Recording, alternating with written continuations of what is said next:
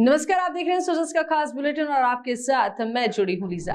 मुख्यमंत्री श्री भजनलाल सरकार के नेतृत्व में शहरों के विकास के साथ साथ वनों और वन्य जीवों के संरक्षण के लिए भी कई महत्वपूर्ण पहल की जा रही है। इसी कड़ी में पर्यावरण संतुलन और जैव विविधता की रक्षा के लिए वन मित्र योजना शुरू की गई है। इस योजना ने प्रदेश के वन्य जीव प्रेमियों में नई ऊर्जा भर दी है। कोटा जिले में ही 68 लोग भजनलाल सरकार की इस महत्वाकांक्षी योजना से जुड़ चुके हैं। ये सभी वन मित्र जल, जंगल, वन्य जीव और पर्यावरण संरक्षण के लिए सक्रिय भूमिका निभाएंगे।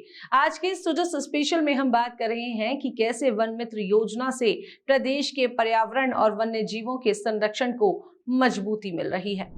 वन मित्र न केवल वनों और वन्य जीवों के संरक्षण के लिए काम करेंगे, बल्कि वे स्कूल और कॉलेजों में जाकर बच्चों को पर्यावरण संरक्षण के प्रति जागरूक भी करेंगे। वन्य जीव विभाग कोटा के उप वन संरक्षक श्री अनुराग भटनागर ने बताया कि अब तक 68 लोगों को इस योजना में रजिस्ट्रेशन किया जा चुका है। ये सभी हायर एजुकेटेड हैं और 40 वर्ष से अधिक उम्र के हैं। खास बात यह है कि इन वन मित्रों को किसी मानदेय की अपेक्षा नहीं है, बल्कि वे स्वयं सेवक की तरह सेवा भाव से काम करेंगे। इन वन मित्रों का मुख्य काम जंगलों में संरक्षण कार्य, वन्य जीवों की रक्षा और पर्यावरणीय जागरूकता को बढ़ावा देने का होगा। वन मित्रों के लिए मुख्य रूप से ये है कि भाई जो लोग जो भी पर्यावरण प्रेमी हैं, वन्य जीवों से प्यार करने वाले लोग हैं, वो वन मित्र के लिए अप्लाई कर सकते हैं। और ये भी माननीय मुख्यमंत्री महोदय के द्वारा एक बहुत बड़ी स्कीम इन्होंने स्टार्ट की है वन मित्रों के लिए। और इसमें 40 ईयर्स से अबव वाली एज, यानी कि छोटी उम्र वाले बच्चे इसमें नहीं अप्लाई कर सकते हैं। 40 प्लस वाले जो लोग हैं वो इसके लिए अप्लाई कर सकते हैं। और हमारे डिवीजन ने वन्य जीव कोटा के अंदर हमने अब तक 68 लोगों का हमने इसमें रजिस्ट्रेशन किया हुआ है। इसमें सिंपल सी प्रक्रिया होती है कि जो भी ग्राम पंचायत है या जो वार्ड है, उसके जो लोग हैं वो यदि वन विभाग का बिना किसी मानदेय के, इसमें ये चीज़ अंडरलाइंड है कि इसमें किसी तरह का मानदेय नहीं दिया जाएगा। यदि कुछ लोग इसमें सहयोग करना चाहते हैं तो वो इसमें अप्लाई कर सकते हैं। उनको एक स्टाम्प देना होगा कि उनके खिलाफ कोई केस दर्ज नहीं है या किसी और तरह की कोई उनकी समस्या नहीं है। और उसके बाद उनका एक फोटोग्राफ, उनका एक ID हम बना के उसको देते हैं।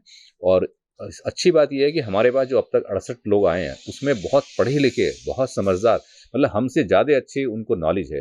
वो टीचर्स हैं, वो बैंक मैनेजर्स हैं, उन लोगों ने इसमें अप्लाई किया है और वो बढ़ चढ़ के वन विभाग का सहयोग देने के लिए तैयार हैं। वो हमारे साथ जागरूकता शिविरों में जाते हैं। बच्चों को स्कूल्स में, कॉलेजेस में हम वन्य जीवों के बारे में, पर्यावरण के बारे में, वाटर कंजर्वेशन के बारे में हम बताते हैं।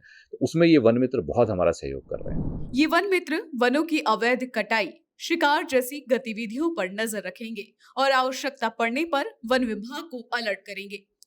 इनके कार्यों को औपचारिक बनाने के लिए स्टाम्प पेपर पर उनकी जानकारी ली जा रही है और विभाग की ओर से उन्हें आधिकारिक ID कार्ड भी जारी किए जा रहे हैं। इस पहल से न केवल वनों की रक्षा होगी, बल्कि पर्यावरण के प्रति आमजन की जिम्मेदारी भी बढ़ेगी। वन मित्र योजना का उद्देश्य है कि समाज में ऐसे जागरूक नागरिकों की एक मजबूत फौज खड़ी हो, जो हरियाली और जैव विविधता को बचाने में सरकार का हाथ बटा सके।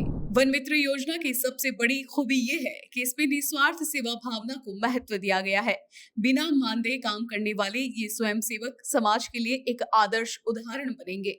इनका अनुभव और शिक्षा दोनों वनों के संरक्षण कार्य को और भी सशक्त बनाएंगे।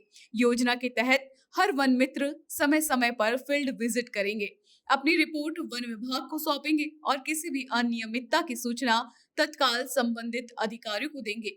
ये प्रक्रिया एक तरह से वनों की चौकसी को बेहतर बनाने का कार्य करेगी। भजनलाल सरकार की वन मित्र योजना न केवल राजस्थान बल्कि पूरे देश के लिए एक प्रेरणादायी मॉडल बन सकती है। इसके साथ ही यह पहल जंगलों को हरा भरा रखने, पेड़ पौधों और जीव जंतुओं को बचाने तथा वनों की प्राकृतिक सुंदरता को बरकरार रखने में कारगर साबित होगी। सुजस स्पेशल में फिलहाल के लिए इतना ही। जल्द होगी आपसे मुलाकात नई खबरों और नई जानकारियों के साथ। हमारे चैनल को लाइक करें, सब्सक्राइब करें, शेयर करना बिल्कुल ना भूलें और मुझे दीजिए इजाजत। नमस्कार।